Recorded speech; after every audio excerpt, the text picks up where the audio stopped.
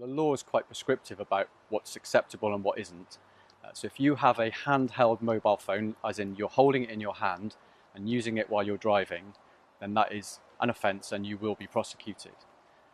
Now, if you're stopped in a traffic jam or you're stopped at a red light, some people think that's an opportunity to catch up on messages or make calls. The law actually is quite prescriptive around that activity as well, and that is included in the offence. So stopping at a red light and using your phone still means that you commit the offence. The only safe way to make a call when you're behind the wheel is to stop in a safe place, turn your engine off, engage your handbrake and make your call. Legislation also goes further and it talks about mobile communication devices and devices that are capable of sending and receiving data.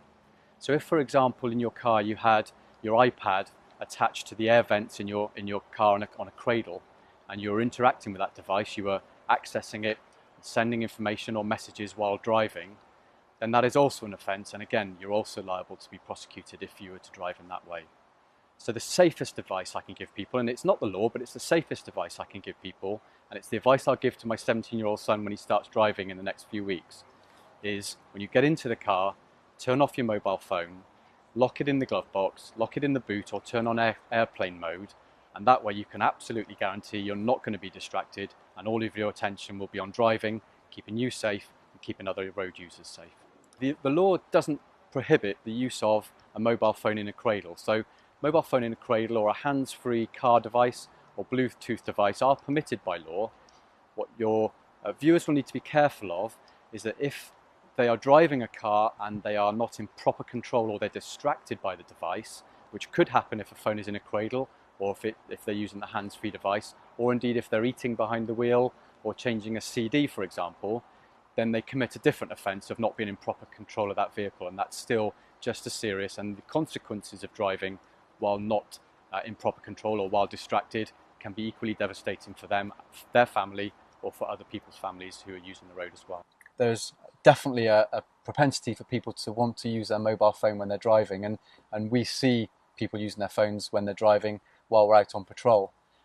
Anybody that's seen by a police officer using their mobile phone while they're driving is going to be stopped and will be prosecuted. There's no doubt about that.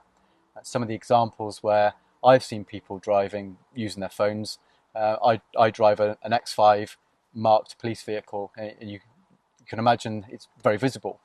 Well, actually, people have not seen this vehicle as I pull up next to them while they're still on their phone. So that shows you the level of distraction that people suffer while they are using the phone while driving.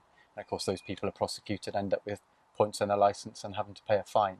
So it's a really serious business we're talking about. And if you take it to its extreme and you're involved in a serious collision where somebody is hurt, or in the worst case scenario, somebody loses their life, you can expect that your phone will be looked at by the police, the data on your phone will be downloaded, and we will check to see if it was being used at the time, whether to make a call, to send a text message, or to gain access to the internet.